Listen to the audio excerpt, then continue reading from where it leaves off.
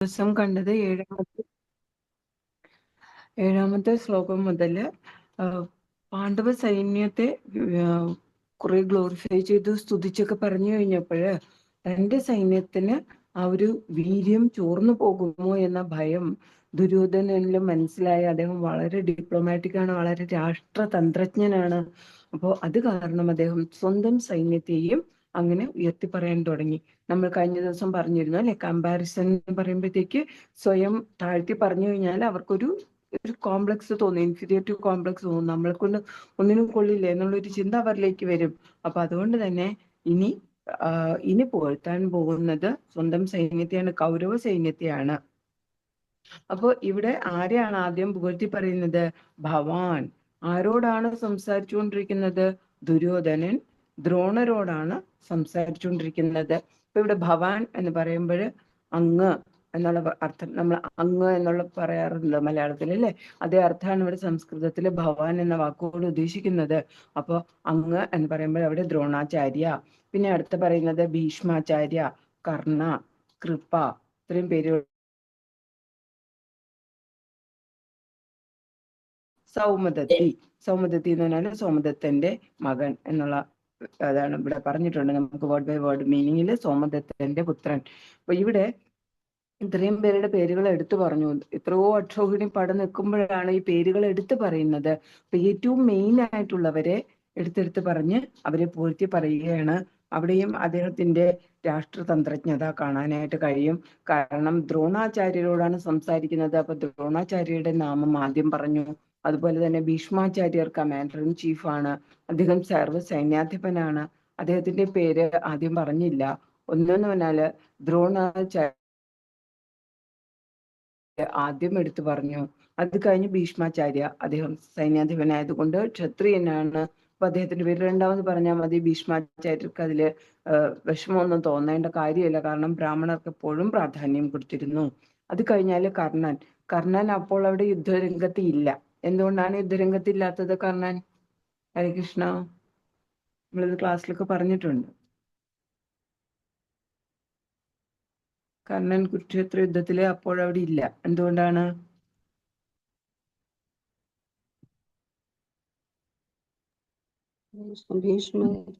പുത്രനായോണ്ട് മാറ്റി നിർത്തിക്കായിരുന്നില്ലേ? സൂതപുത്രനാണ്, അതുകൊണ്ട് കർണനെ അവിടെ അംഗീകരിച്ചിട്ടില്ല. ഹരകൃഷ്ണമാതാജി അല്ല, അത് ചെറുതിലെയാണ്, പിന്നീട് അംഗീകരിച്ചു. ദ്രൗപദിയുടെ വസ്ത്രാക്ഷേപ സമയത്തും ഒക്കെ കൂടെ ഇരുന്നതല്ലേ. അതിനുശേഷം അംഗീകരിച്ചു, അംഗരാജാവാക്കി വാഴിച്ചു. ഇല്ലയോ ഹരീഷ്ണ? പറയാം. അപ്പോ ആദ്യം ഈ കർണനും ഭീഷ്മരും തമ്മിൽ അത്രത്തോളം നല്ല രസത്തിലായിരുന്നില്ല. അപ്പോ ഭീഷ്മരുള്ളപ്പോഴ് കർണൻ യുദ്ധം ചെയ്യില്ല എന്ന് കർണൻ പറഞ്ഞു. എന്താന്ന് വെച്ചാല് കർണൻ വന്ന് യുദ്ധം ചെയ്യുമ്പോഴ് ഈ ഒരു സൈന്യം വിജയിച്ചു കഴിഞ്ഞാല് അതിന്റെ ക്രെഡിറ്റ് എല്ലാം ആർക്ക് കിട്ടും? സൈന്യാധിപന് കിട്ടും അല്ലെ, ഭീഷ്മർക്ക് കിട്ടും. അപ്പൊ അതുകൊണ്ട് തന്നെ ഭീഷ്മാചാര്യർ യുദ്ധരംഗത്തുള്ളപ്പോൾ താൻ വരില്ല എന്ന് കർണൻ പ്രഖ്യാപിച്ചു.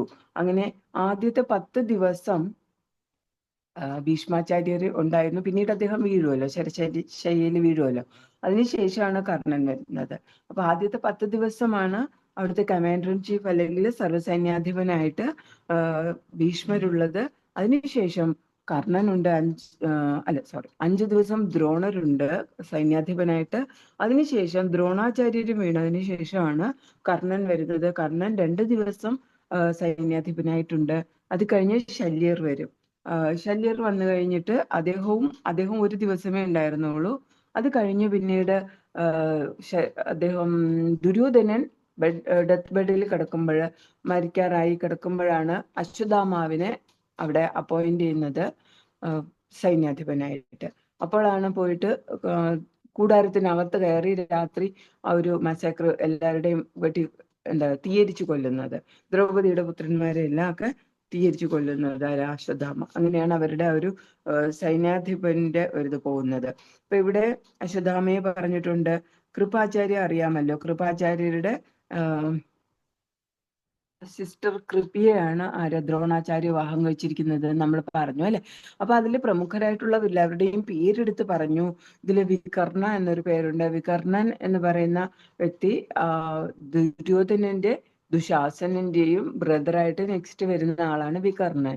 വികർണന്റെ പേര് അവിടെ എടുത്തു പറയാൻ കാരണം എന്തായിരുന്നു? പറയുന്ന ആരെങ്കിലും? 100 ബ്രദേഴ്സും ഒരു സിസ്റ്ററും ഉണ്ട്. അതില് വികർണന്റെ പേര് എടുത്തു പറയാനുള്ള ഒരു കാരണം എന്താണ്? കൊല്ലം സത്സംഗിൽ ഇതൊക്കെ പറഞ്ഞിട്ടുള്ള കാര്യങ്ങളാണ്. ഒന്നും നോട്ട് ചെയ്ത് വെക്കൂല, കേട്ടിട്ട് ഒരു വഴി കൂടെ അങ്ങ് കളയും. വികർണൻ സഹോദരന്റെ പുത്രനാണോ? ദുശ്ശളയുടെ പുത്രനായതുകൊണ്ട് ദുശ്ശളയുടെ പുത്രനല്ല, ബ്രദറാണ് വികർണൻ. ധർമ്മത്തിന്റെ പക്ഷത്ത് നിന്ന ആളായതുകൊണ്ട് അതെ അതെ അതെ. ഹരിബോൾ. ദ്രൗപദി ആ വസ്ത്രാഴ്ച സമയം. ആ പറയൂ മാതാജി. ആ ഹരേ കൃഷ്ണ. അതുകൊണ്ടല്ലേ മാതാജി. ആ thank you Mataji. Very good, very very good.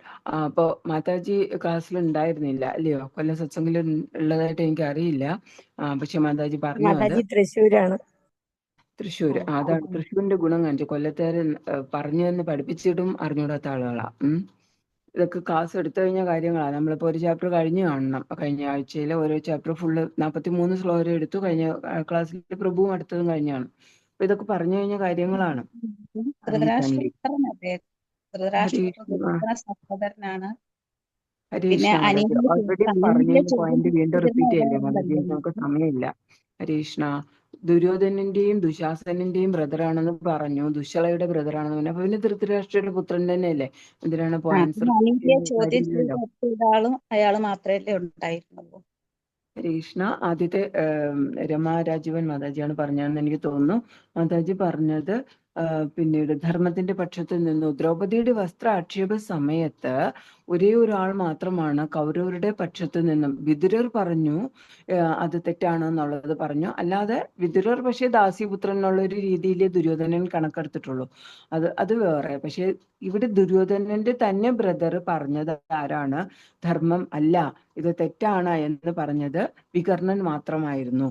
അപ്പോ പാണ്ഡവരോട് ഒരു ചായ്വ് കാണിച്ച ബ്രദറാണ് വികർണൻ. അപ്പൊ എപ്പോൾ വേണമെങ്കിലും അദ്ദേഹത്തിന് ആ സൈഡിലേക്ക് തിരിഞ്ഞു പോയാലോ അല്ലെങ്കിൽ അവരോടൊരു ചായ്വ് തോന്നിയാലോ യുദ്ധം നന്നായി ചെയ്യുമോ എന്നുള്ള ഒരു ഭയത്താലാണ് അവിടെ വികർണന്റെ പേര് 100 പേരിലും ദുശാസനൻ പോലും ഏറ്റവും അടുത്ത ആളായിട്ട് പോലും അദ്ദേഹത്തിന്റെ പേര് പറയാതെ വികർണന്റെ പേര് പറയുന്നത്. അതുകൊണ്ടാണ് പറയുന്നത് ഏറ്റവും നല്ല മികച്ച ഒരു രാഷ്ട്രതന്ത്രജ്ഞൻ ആണ്, പൊളിറ്റീഷ്യൻ ആണ് ദുര്യോധനൻ എന്നത് നമുക്കിവിടെ ആചാര്യന്മാര് പറഞ്ഞു തരുന്നത്.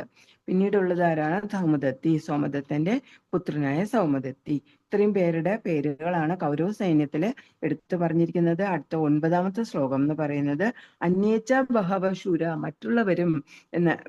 ഇനി ധാരാളം ശൂരന്മാരുണ്ട്, ശൂരന്മാരായിട്ടുള്ള വ്യക്തികൾ. ശൂരൻ എന്നുള്ള വാക്കിന് ഉള്ള പ്രത്യേകത എന്താന്ന് വെച്ചാല് ധൈര്യശാലി എന്നതിലുപരി ശൂരൻ എന്ന് പറഞ്ഞാൽ മരിക്കും എന്നറിയാം. യുദ്ധരംഗത്ത് നിൽക്കുമ്പോഴേ എങ്ങനെയായാലും നമ്മൾ മരിക്കാനുള്ള ഒരു പോസിബിലിറ്റി 99% ഉണ്ട് അല്ലെ? അല്ലെങ്കിൽ എന്താണ്, ഈ ഇത്രയും പേരുടെ യുദ്ധത്തിനിടയിൽ ഞാൻ ജയിക്കും എന്നുള്ള ഒരു വിശ്വാസം വരണമെങ്കിൽ അത്രയ്ക്കും നമുക്ക് ഉറപ്പില്ലല്ലോ. മരണം എന്ന് പറയുന്ന ഒരു കാര്യം നമുക്ക് ആർക്കും തന്നെ ഉറപ്പില്ല. പക്ഷെ ആ മരണത്തെ മുന്നിൽ കണ്ടുകൊണ്ടാണ് യുദ്ധരംഗത്ത് നിൽക്കുന്നത്. എന്നിട്ടും ധൈര്യത്തോടു കൂടി പോരാടാൻ തയ്യാറായി നിൽക്കുന്നവരെയാണ് ശൂരന്മാർ എന്ന് പറയുന്നത്. ആ ഒരു വാക്കിന്റെ അർത്ഥം അങ്ങനെയാണ് വരുന്നത്. അപ്പോ ബഹവ ശൂര, അത്രയും ശൂരന്മാരായിട്ടുള്ള വ്യക്തികൾ.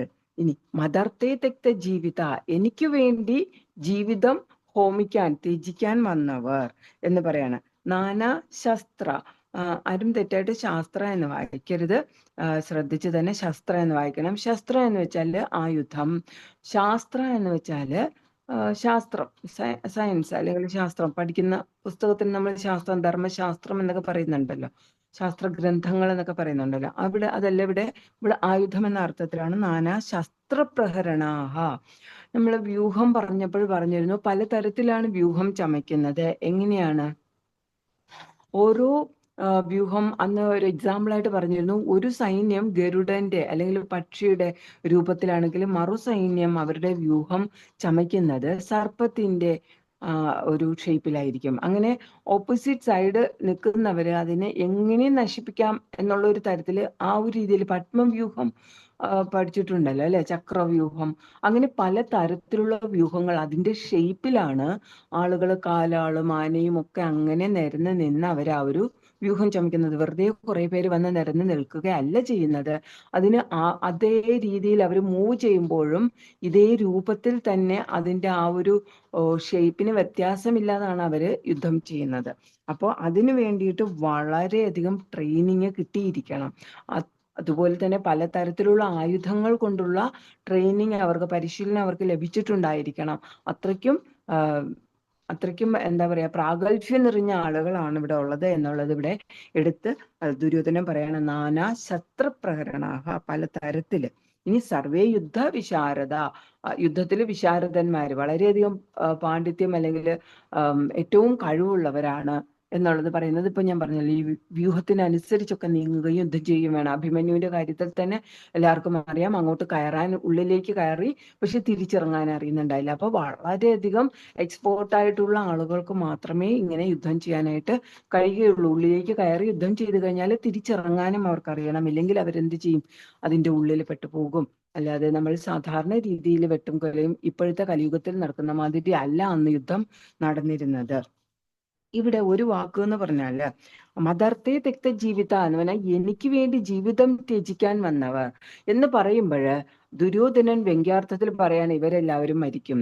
അവര് വിജയശ്രീലാളിതരായിട്ട് ജീവനോടുകൂടി പോകും എന്നുള്ള ഒരു അർത്ഥമല്ല അവിടെ. മദർത്തെ തെക്ത, ഇവർ എനിക്ക് വേണ്ടി ജീവിതം ഹോമിക്കാൻ വന്നവരാണ്, ത്യജിക്കാൻ വന്നവരാണ്. അപ്പൊ ഇവര് മരിക്കും. യുദ്ധാങ്കണത്തിൽ ഇവർ മരിച്ചു കഴിഞ്ഞാൽ എന്താണ്, ആ ഒരു സൈന്യം തോൽക്കുക തന്നെ ചെയ്യും. അപ്പൊ ഈ ഒരു വാക്കുകൊണ്ട് ദുര്യോധനൻ വ്യംഗ്യമായിട്ട് അദ്ദേഹം ഉദ്ദേശിച്ചുകൊണ്ട് മനഃപൂർവ്വം അല്ലെങ്കിലും പ്രത്യക്ഷത്തിൽ അല്ലെങ്കിലും പരോക്ഷത്തിൽ അദ്ദേഹം പറയുകയാണ്, ഇവരെല്ലാം എനിക്ക് വേണ്ടി ജീവിതം ത്യജിക്കാൻ വന്നവരാണ്. അപ്പൊ ഇവരെല്ലാവരും മരിക്കും, ഞാൻ എന്ത് ചെയ്യും, യുദ്ധത്തില് തോൽക്കുക തന്നെ ചെയ്യുമെന്ന് സ്വയം തോൽവി ഏറ്റുവാങ്ങിയ പോലെ മുന്നേ കൂട്ടി അദ്ദേഹം പറയുകയാണ് ചെയ്യുന്നത്. ഇത് വിശ്വരൂപത്തിന്റെ അധ്യായത്തില് 11-ാമത്തെ അധ്യായത്തില് ഭഗവാനും പറയുന്നുണ്ട്. 33-ാമത്തെ ശ്ലോകത്തില് തസ്മാത്തു മുത്തിഷ്ഠ യശോ ലഭസ്വ ജിത്വാ ശത്രുൻ ഭുങ്ക്ഷ രാജ്യം സമൃദ്ധം മയൈവൈതേ നിഹതാപൂർവമേവ നിമിത്തമാത്രം ഭവസവ്യസാചിൻ. ഞാൻ അവരെയൊക്കെ മുമ്പേ തന്നെ കൊന്നുകഴിഞ്ഞു എന്ന് ഭഗവാൻ പറയുന്നുണ്ടല്ലേ. നീ കേവലം ഒരു ആയുധമായിട്ട് ഇവിടെ നിൽക്കുന്നതേ ഉള്ളൂ. അപ്പോ ഭീഷ്മാചാര്യരെ വധിക്കുന്നതിന് വേണ്ടി ശിഖണ്ഡിയെ ആയുധമാക്കി മുൻനിർത്തിയതുപോലെയാണ് ഇവരെല്ലാവരും കുരുക്ഷേത്ര യുദ്ധത്തിന് മുന്നേ തന്നെ ഇവരെല്ലാം മരിച്ചു കഴിഞ്ഞതാണ്, ഇവരെല്ലാം കൊന്നു കഴിഞ്ഞതാണ്. അതാണ് ഇവിടെ വ്യംഗ്യമായിട്ട് ഇവിടെ ദുര്യോധനൻ പോലും പറയുന്നു അല്ലെ, ഇവരെല്ലാം എനിക്ക് വേണ്ടി മരിക്കാൻ തന്നെ വന്നിരിക്കുന്നവരാണ്, അല്ലെങ്കിൽ അവരെല്ലാം വിജയിച്ചവരെല്ലാം തിരിച്ച് വീട്ടിലേക്ക് പോകുമെന്നല്ല, ഒരു യുദ്ധം ചെയ്യാൻ പോകുമ്പോൾ മരിക്കും, ഇവരെല്ലാം മരിക്കും എന്നല്ലല്ലോ പറയുന്നത് അല്ലെ. അപ്പൊ ഇവിടെ അങ്ങനെ തന്നെയാണ് അദ്ദേഹത്തിന്റെ ദുര്യോധനന്റെ നാവിൽ നിന്ന് വന്നത്. അപ്പൊ അത് ഭഗവാനായിട്ട് തന്നെയാണ് അങ്ങനെ ഒരു നിമിത്തമായിക്കൊണ്ട് ദുര്യോധനെ കൊണ്ട് ആ ഒരു വാക്ക് പറയിക്കുന്നത്. 11-ാമത്തെ അധ്യായത്തില് 33-ാമത്തെ ശ്ലോകത്തിലും ഭഗവാൻ പറയുന്നു, നീ ഒരു ആയുധം മാത്രമാണ് സവ്യസാചിൻ. സവ്യസാചിനെ 2 കൈ കൊണ്ട് ഒരേപോലെ യുദ്ധം ചെയ്യാൻ കഴിയുന്ന ആളെയാണ് സവ്യസാചിൻ എന്ന് അവിടെ വിളിക്കുന്നത്. അപ്പൊ സവ്യസാചി എന്ന് പറഞ്ഞാൽ അർജുനന് 2 കൈകൾ കൊണ്ട്, ഇടത് കൈയും വലത് കൈ കൊണ്ട് ഒരേപോലെ യുദ്ധം ചെയ്യാനായിട്ട് കഴിയും. അപ്പോ അവിടെ പ്രചോദിപ്പിക്കാൻ വേണ്ടി പറയാണ്, നീ എഴുന്നേൽക്ക്, തസ്മാത് ത്വം ഉത്തിഷ്ഠ, അതുകൊണ്ട് നീ എഴുന്നേൽക്ക്, യുദ്ധം ചെയ്യ് എന്ന് ഇവിടെ പറയാണ്. ഇവരെല്ലാം ഞാൻ ഒരിക്കൽ കൊന്നു കഴിഞ്ഞതാണ്, ഇവരെല്ലാവരും മരിച്ചവരാണ് ഈ വന്ന് നിൽക്കുന്നത്, ശരീരം മാത്രമേ ഉള്ളൂ എന്നുള്ളത് വെച്ചിട്ടാണ് ഭഗവാൻ അവിടെ പറയുന്നത് അല്ലെ. ശരീരവും ആത്മാവും തമ്മിലുള്ള വ്യത്യാസമൊക്കെ 2-ാമത്തെ അധ്യായത്തിൽ നമ്മൾ പഠിക്കും. ഹരേ കൃഷ്ണ. ശരീരത്തിലുള്ള തന്റെ മുറിയിൽ കഴിച്ചുകൂട്ടുവാനാണ് ഇഷ്ടപ്പെട്ടത്. ഓരോ പ്രഭാതത്തിലും ഭക്തന്മാർ പുറപ്പെടാൻ തുടങ്ങുമ്പോൾ പ്രഭുപാദർ താൻ താമസിക്കുന്ന 3-ാം നിലയുടെ മട്ടുപ്പാവിൽ ഇറങ്ങി നിൽക്കും. ആ പ്രഭാതങ്ങൾ തണുപ്പേറിയതും ഭക്തന്മാരിൽ പലരും രോഗാതുരരും ആയിരുന്നു. എങ്കിലും പ്രഭുപാദർ അവരെ അനുഗ്രഹിച്ചുകൊണ്ട് ബാൽക്കണിയിൽ നിൽക്കുന്ന കാഴ്ച അവരുടെ അസുഖങ്ങൾക്കെല്ലാം ശമനം വരുത്തി. പ്രഭുപാദർ കൈയും വീശുകയും ഭക്തർ കീർത്തനം പാടിക്കൊണ്ട് തെരുവിലൂടെ യാത്ര ആരംഭിക്കുകയും ചെയ്യും. ആ ഭക്തന്മാർക്ക് മൃദംഗങ്ങളും കരതാളങ്ങളും അല്ലാതെ മറ്റ് സംഗീതോപകരണങ്ങളും ഒന്നും തന്നെ ഇല്ലായിരുന്നു. കൊടികളില്ല, ബാൻഡ് മേളങ്ങളില്ല, രഥങ്ങളില്ല, ആകെക്കൂടെ ഉത്സാഹഭരിതമായ ഒരു കീർത്തന സംഘം. ഔപചാരികമായ സമ്മേളന പന്തലില്ല, സാധു സമാജമില്ല, വേദാന്ത സമ്മേളനമില്ല, ഗീതാ ജയന്തി മഹോത്സവമില്ല. അമേരിക്കൻ കീർത്തനാലാപനങ്ങൾക്ക് വേണ്ടി അക്ഷമരായി കാത്തിരിക്കുന്ന ഒരു നഗരം മാത്രം, കൃഷ്ണഭക്തരുടെ ഒരു സമ്പൂർണ്ണ നഗരം. ഹരേ കൃഷ്ണ കീർത്തനം നടത്തുന്നതിന്റെ പേരിൽ ആരാധിക്കപ്പെടുക എന്നത് ഒരു ഭക്തൻ പാശ്ചാത്യ രാജ്യങ്ങൾ അറിഞ്ഞതിന് നേരെ വിപരീതമായ ഒരു അനുഭവമായിരുന്നു. ഹൈബർഗിലും ഷിക്കാഗോയിലും ന്യൂയോർക്കിലും ലണ്ടനിലും ലോസ് ആഞ്ചലസിലും ആ ഭക്തന്മാർ അധിക്ഷേപിക്കപ്പെട്ടു, അറസ്റ്റ് ചെയ്യുമെന്ന് ഭീഷണിപ്പെടുത്തി, ആക്രമിക്കപ്പെട്ടു, അവഗണിക്കപ്പെട്ടു. ചിലപ്പോഴൊക്കെ സഹിഷ്ണുതയോടെ സ്വീകരിക്കപ്പെടുകയും പ്രശംസിക്കപ്പെടുകയും ഉണ്ടായെങ്കിലും ഒരിക്കലും ബഹുമാനിക്കപ്പെട്ടിരുന്നില്ല. പല ദിവസങ്ങളിൽ കീർത്തനാഘോഷങ്ങൾക്കും ശേഷം സൂററ്റിലെ മേയറായ മിസ്റ്റർ വൈകുണ്ഠ ശാസ്ത്രി എല്ലാ സ്കൂളുകൾക്കും നഗരത്തിലൊട്ടാകെ ഒരു ദിവസത്തെ അവധി പ്രഖ്യാപിച്ചു. അങ്ങനെ എല്ലാവർക്കും ചൈതന്യ മഹാപ്രഭുവിന്റെ കാരുണ്യം കൊണ്ടുപോകാനും ഹരേ കൃഷ്ണ പ്രസ്ഥാനം നടത്തുന്നതിനുള്ള സ്വാതന്ത്ര്യം ലഭിച്ചു. നഗരത്തിലാകെ പ്രദർശിപ്പിച്ചിരുന്ന പോസ്റ്ററുകൾ അമേരിക്കയിലെയും യൂറോപ്പിലെയും കൃഷ്ണഭക്തർക്ക് സ്വാഗതം എന്നും ഹരേ കൃഷ്ണ പ്രസ്ഥാനത്തിന്റെ അംഗങ്ങൾക്ക് സ്വാഗതം എന്നും ഗുജറാത്തിൽ രേഖപ്പെടുത്തിയിരുന്നു. സൂററ്റിൽ പ്രഭുപാദർ നേടുവാൻ ആഗ്രഹിച്ചതെന്തോ അത് നേടി. അദ്ദേഹം തീരുമാനം ദാനം ചെയ്യുകയും അവർ അത് ആശ്ലേഷിക്കുകയും ചെയ്തു. സൂററ്റിലെ ജനങ്ങൾ അവരുടെ ജീവിതത്തിലെ സമൂല പരിവർത്തനം വരുത്തുവാനും ഇസ്കോൺ ഭക്തന്മാരെ ജീവിക്കുവാനും ഒരുക്കമായിരുന്നില്ലെങ്കിലും പ്രഭുപാദർ പാശ്ചാത്യരെ കൃഷ്ണഭക്തരാക്കി മാറ്റിയതിലും വൈദിക ഗ്രന്ഥങ്ങളിലെ പരിശുദ്ധ സന്ദേശം പഠിപ്പിക്കുന്നതിലും ഹരേ കൃഷ്ണ കീർത്തനം നടത്തുന്നതിലും അവർ അദ്ദേഹത്തെ അഭിനന്ദിച്ചു. അവർ പ്രഭുപാദരോട് അനുകൂലമായി പ്രതികരിച്ചത് സിദ്ധാന്തത്തിന്റെ പേരിലോ ആചാര അനുഷ്ഠാനത്തിന്റെ പേരിലോ ആയിരുന്നില്ല, മറിച്ച് ആധ്യാത്മിക ജീവിതത്തിന്റെ പ്രാധാന്യം ബോധ്യപ്പെടുത്തുന്നതിന്റെയും പ്രഭുപാദരും ഇസ്കോണും കളങ്കമില്ലാത്തവരാണെന്ന് അംഗീകരിച്ചതിന്റെ ഫലമായിരുന്നു. പ്രഭുപാദരുടെ ശിഷ്യന്മാരെ സംബന്ധിച്ചിടത്തോളം സൂററ്റ് സന്ദർശനം അവർക്ക് ഓരോ ആളും ഒരു ഭക്തൻ ആയിരുന്നെങ്കിൽ ലോകം എങ്ങനെയായിരുന്നു എന്നതിന്റെ ഒരു സൂചന നൽകി. ഇസ്കോണിന്റെ പുതിയ ബോംബെ ആസ്ഥാനം ആകാശ് ഗംഗ സൗധത്തിന്റെ 8ാം നിലയിലെ 4 മുറികളും ഒരു ഫ്ലാറ്റുമായിരുന്നു. വാടക പ്രതിമാസം 3000 രൂപയോളമായിരുന്നു. ഭക്തന്മാർക്കാകട്ടെ ഉറപ്പുള്ള ഒരു പ്രതിമാസ വരുമാനം ഇല്ലായിരുന്നതാനും. എന്നാലും ആ കെട്ടിടം ഒരു മർമ്മ പ്രാധാന്യം അന്തസ്സുള്ളതുമായ ആസ്ഥാനത്തായിരുന്നതിനാൽ പ്രഭുപാദർ ആ അപകടം പിടിച്ച ഉത്തരവാദിത്വം ഏറ്റെടുക്കുകയാണ് ഉണ്ടായത്.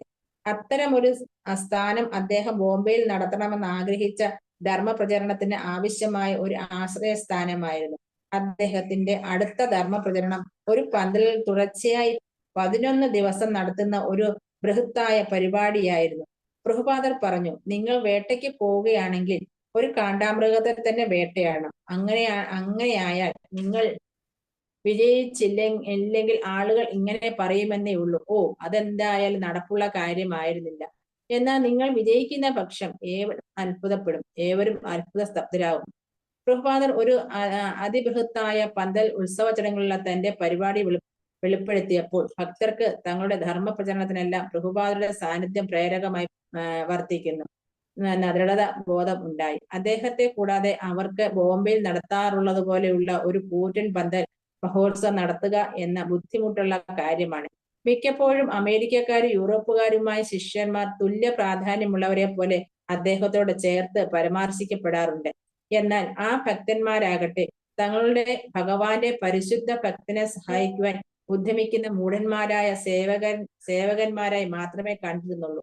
പ്രഭുപാദർ അദ്ദേഹത്തിന്റെ ശിഷ്യന്മാർക്ക് എല്ലാ ബഹുമതിയും നൽകിയിരുന്നുവെങ്കിലും അദ്ദേഹം ശ്രീകൃഷ്ണന്റെ അധികാരപ്പെടുത്തപ്പെട്ട പ്രതിനിധിയാണെന്ന് അവർക്ക് അറിയാമായിരുന്നു. അദ്ദേഹമായിരുന്നു അവരുടെ ആധികാരിക പ്രമാണവും കൃഷ്ണനുമായുള്ള വ്യക്തിപരമായ ബന്ധത്തിന്റെ കണ്ണിയും. അദ്ദേഹത്തിന്റെ വാക്കുകളും പ്രവൃത്തികളും പരിപൂർണമായ ആധ്യാത്മിക പ്രഭാവം നിറഞ്ഞതായിരുന്നു. കൃഷ്ണൻ പരിമിതികളില്ലാത്തവനായതിനാൽ കൃഷ്ണന്റെ ഏറ്റവും പ്രധാനപ്പെട്ട സ്നേഹഭാജകമായ പ്രഭുപാദർക്ക് കൃഷ്ണന്റെ പേരിൽ അപരിമിതമായ സേവനം ആവശ്യപ്പെടാനുള്ള അവകാശമുണ്ടായിരുന്നു. കൃഷ്ണനെ സേവിക്കുന്നതിൽ ഒരു പദ്ധതിയും അസാധ്യമായിരുന്നില്ല. അസാധ്യം എന്നത് ഒരു മൂഢന്റെ നിഘണ്ടുവിന്റെ വാക്കുകളാണെന്ന് പ്രഭുപാദർ പറഞ്ഞു.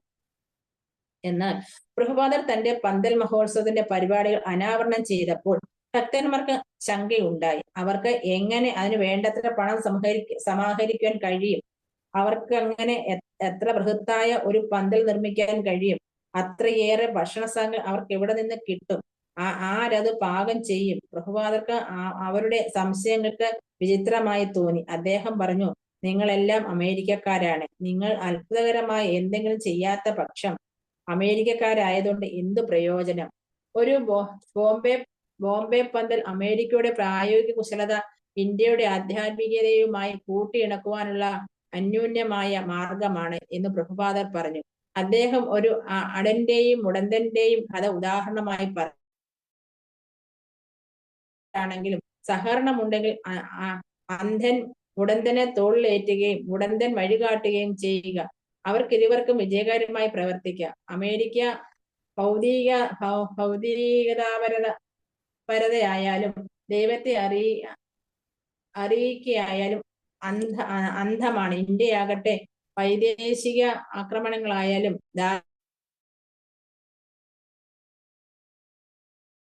ദുർവ്യാഖ്യാനങ്ങൾ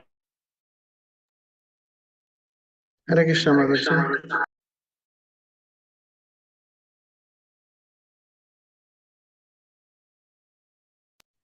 ഹരേ കൃഷ്ണ മാതാജി വന്നിട്ടുണ്ട്. നമുക്ക് 2 പ്രാവശ്യം ഹരേ കൃഷ്ണ മന്ത്രം പറഞ്ഞ് മാതാജി ക്ഷണിക്കാം. ഹരേ കൃഷ്ണ ഹരേ ഹരേ രാമ ഹരേ രാമ രാമ രാമ ഹരേ ഹരേ രാമ ഹരേ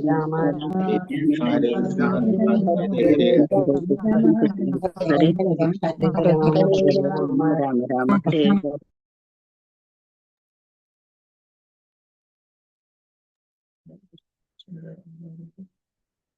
ഹരേ കൃഷ്ണ.